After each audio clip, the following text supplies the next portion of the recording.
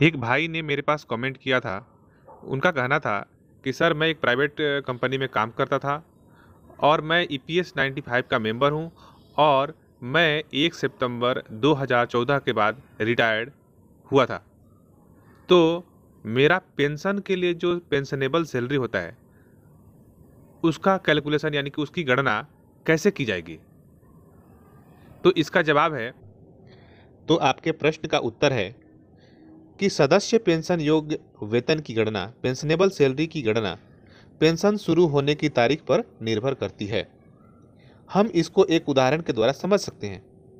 Suppose that कोई ए नाम का व्यक्ति है। वह 1/1/2015 को उसके 60 वर्ष की आयु पूरा होने पे वह कंपनी को छोड़ देता है, रिटायरमेंट ले लेता है। भले ही उनकी सेवानिवृत्ति यानी कि रिटायरमेंट की तारीख 1/1/2015 है, परंतु ईपीएस 1995 के हिसाब से, रूल के हिसाब से उन्हें 58 वर्ष की आयु में यानी 1/9/2014 से पहले रिटायरमेंट माना जाएगा। ईपीएस 95 के हिसाब से 58 वर्ष की आयु में रिटायरमेंट माना जाता है और उस समय पेंशन फंड कटना बंद हो जाता है। भले ही आप कंपनी में अपना जॉब कंटिन्यू कर रहे हैं, लेकिन आपका पेंशन फंड बंद हो जाता है और सिर्फ पीएफ फंड चालू रहता है। अगर किसी को पता नहीं है, कोई नया व्यक्ति है, तो आप ये बात जान लीजिए, अगर आपका उम्र 58 वर्ष होगा तो आपके 58 वर्ष के बाद भी अगर आप नौकरी कंटिन्यू रखते हैं, आपके पीएफ फंड में पैसा जमा होना कंटिन्यू रहता है, लेकिन पेंशन फंड का पैसा बंद हो जाता है। अगर कोई कंपनी पेंशन फंड का पैसा काटती है किसी एम्प्लॉय का, तो वो आप लोग उसको इमीडिएट बंद करवा देना चाहिए, क्योंकि उससे आपको नुकसान है, आपको लाभ नहीं है। ठीक।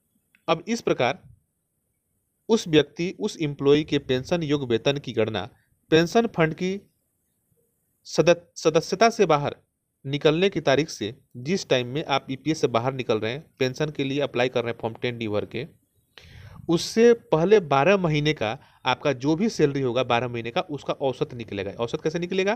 क्योंकि आपका 12 महीने का सैलरी का जोड़ लगाकर, पिछले 12 महीने में कितना आपने सैलरी प्राप्त किया है उसका जोड़ लगाकर 12 से भाग लगा दिया जाता है, तो औसत निकलता है। जो औसत निकलेगा वही आपका पेंशनेबल यानी कि जो आपका पेंशनेबल सैलरी यानी कि आपका पेंशन योग्य वेतन माना जाएगा और उसी के आधार पर आपका पेंशन का कैलकुलेशन होगा। ये रहा कंडीशन नंबर 1। आप इस कंडीशन को पहले कंडीशन को समझ गए होंगे, तो मैं अब दूसरा कंडीशन आपको बताता हूँ।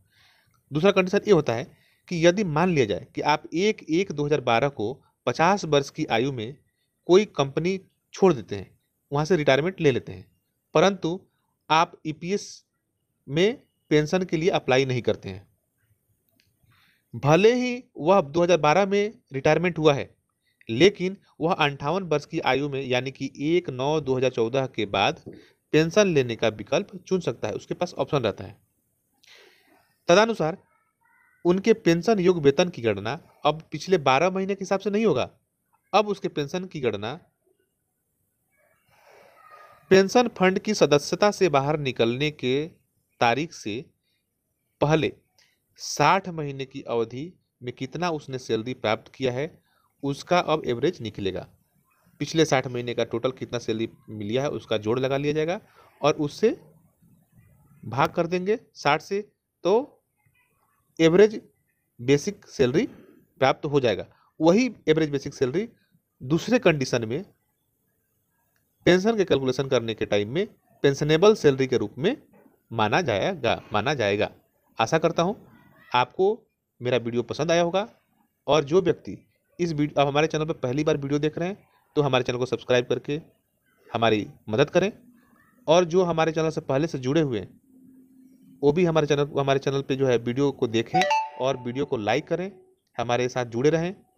आपको नए नए जो ईपीएस और ईडीएलआई से नए नए जानकारी आपको मैं देता रहूँगा, पहुँचाता रहूँगा। और इस प्रकार से आपके मन में कोई भी क्वेश्चन उत्पन्न होता है, अगर आपके मन में कोई भी सवाल है तो आप हमें कमेंट कर सकते हैं। जिस प्रकार इन भाई का मैंने क्वेश्चन का उत्तर दिया है, उसी तरह से आपके क्वेश्चन का भी मैं उत्तर जरूर देने की कोशिश करूँगा।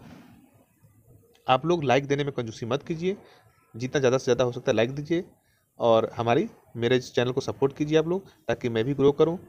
मेरा चैनल बहुत छोटा है अभी, लेकिन मैं इसमें जो भी है सही और वैल्यूएबल इन्फॉर्मेशन देता हूँ।